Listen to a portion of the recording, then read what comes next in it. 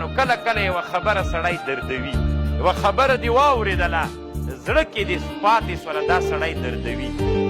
نو ښځه چې وکړي واده وکړي دغه خبره چې دلته پاتې شي سړی دردوي. نو دا انسان چې د خپله خبر له ځانه وویستله بل سره شریکه کړه سپکېږي، هغه هم ترې سپکېږي. دا طالبانو تاسو تجربه وکړئ.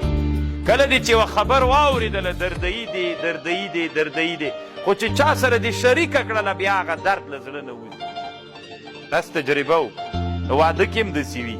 ځکه له واده نه مخکې له انسان سره څوک وي دردونه ډېر وي، غمجن وي. چې واده وکړي نه کور والا سره خبر شریکوي بیا دردونه ترنه ورک سي.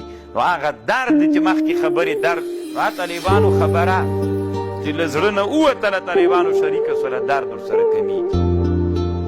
نو بعضې علما وی خبرې به ډېرې په زړه کې نه پرېږدي، خامخا به د ژوند یو ملګری لرې خبرې ورسره شریکوه.